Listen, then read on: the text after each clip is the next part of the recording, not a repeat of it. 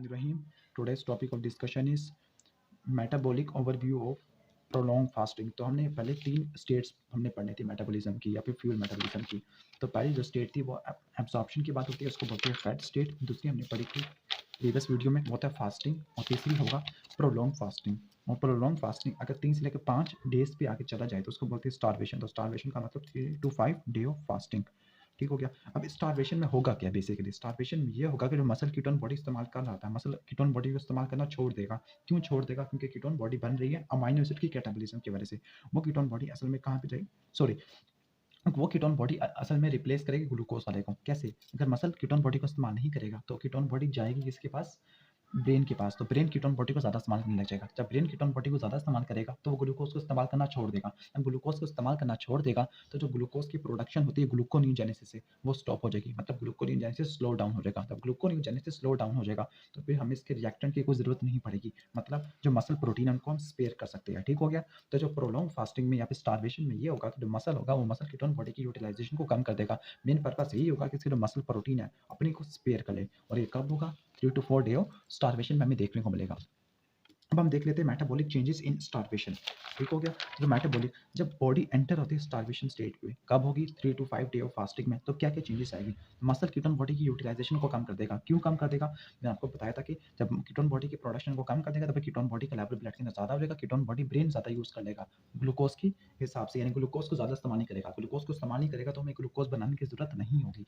तो इसका मतलब मसल में कीटोन बॉडी की यूटिलाइजेशन कम हो जाएगी, कीटोन बॉडी यहाँ पे कम, लेकिन जो फैटी एसिड की ऑक्सीडेशन है वो ज़्यादा हो जाना शुरू हो जाएगी। ठीक हो गया। तो जो फैटी एसिड की ऑक्सीडेशन है हमें ये ज़्यादा देखने को मिलेगी। मैं आपको यहाँ से दिखा देता हूँ, ब्लर हो रहा है। हाँ, तो जो कीटोन बॉडी है यहाँ पे लिखा हुआ है केबी कीटोन बॉडी। कीटोन बॉडी कैसे बनी थी? फैटी एसिड की जो मोबिलाइजेशन हुई थी एडिपोज टिश्यू से, वो एसिटाइल कोई के अंदर कन्वर्ट हो गया, एसिटाइल कोई कीटोन बॉडी के अंदर कन्वर्ट हो गया। फास्टिंग स्टेट के अंदर ये कीटोन बॉडी जा रही थी मसल में, लेकिन यहाँ पर ये कीटोन बॉडी मसल में नहीं जा रही, बल्कि कीटोन बॉडी किसके पास जा रही है? ब्रेन में। फास्टिंग में जा रही थी मसल में, लेकिन स्टारवेशन में कीटोन बॉडी जाएगी ब्रेन के पास। मतलब पहली मॉडिफिकेशन आपको ये देखने को मिलती है, जो मसल होगा, मसल कीटोन बॉडी को ज़्यादा यूज़ नहीं करेगा, बल्कि वो किस पे डिपेंडेंट हो जाएगा? फैटी एसिड की बीटा ऑक्सीडेशन पे ज़्यादा डिपेंडेंट हो जाएगा। तो पहली चीज़ आपको ये देखने को मिलती है। दूसरी चीज़ कि जब अगर मसल कीटोन बॉडी का इस्तेमाल करना छोड़ देगा तो ब्लड कीटोन लेवल ज़्यादा हो जाएगा और ब्रेन उस कीटोन बॉडी को इस्तेमाल कर लेगा। तो यहाँ पर आपको दिखाया था कि ब्रेन में कीटोन बॉडी जा रही है। ठीक हो गया। वहाँ पे एसिटाइल कोई बनाएंगे, एसिटाइल कोई एनर्जी देगा, टीसीए साइकिल के जरिए एटीपी और कार्बन डाइऑक्साइड प्रोड्यूस होगा।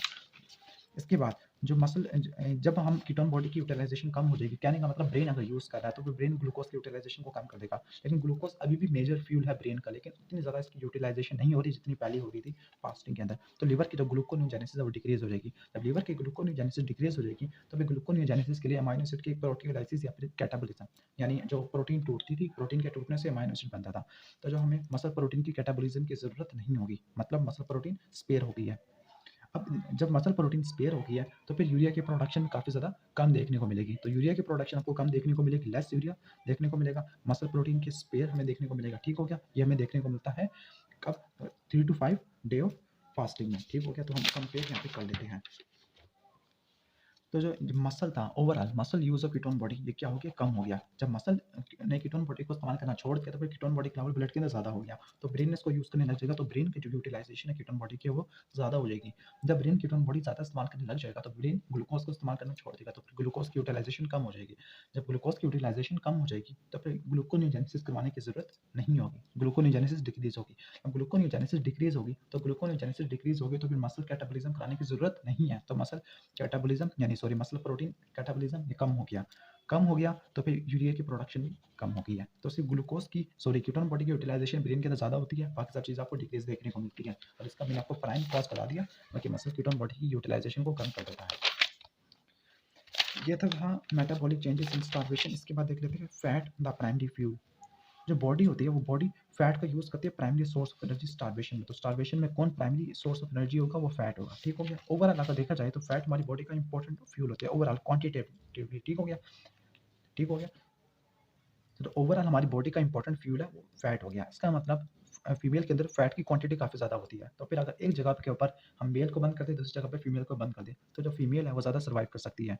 क्यों? क्योंकि फीमेल में एडिपोज टिश्यू काफ़ी ज़्यादा होगा, फैट ज़्यादा होगा, जिसकी वजह से एनर्जी रिक्वायरमेंट पूरी होती रहेगी। तो इसका मतलब फीमेल के सर्वाइवल होने के चांसेस काफ़ी ज़्यादा होते हैं as compared to males in case of starvation. ठीक हो गया। इसके बाद हम देख लेते हैं clinical correlates. Disease of malnutrition and starvation, तो ये डिजीज है क्वाशियोरकर और मेरस्मस।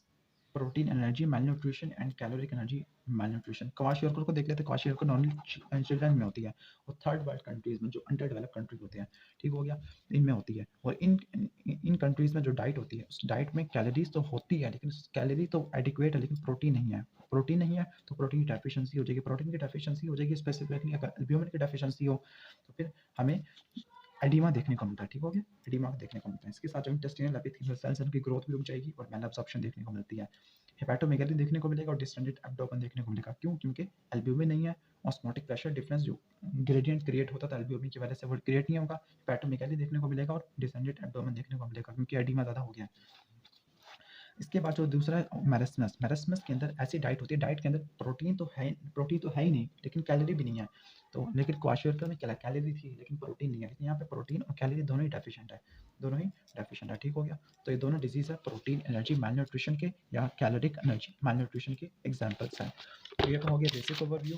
हमने पहले देखा था फेड स्टेट को, फिर हमने देखा था इसके बाद स्टारवेशन को, नहीं फास्टिंग को देखा था, फिर हमने स्टारवेशन को देखा था। तो ये था बेसिक ओवरव्यू। अगर आपको वीडियो पसंद आई तो उसको लाइक कीजिएगा और चैनल को अगर अभी तक सब्सक्राइब नहीं किया तो उसको सब्सक्राइब कर लीजिएगा। Thanks for watching this video.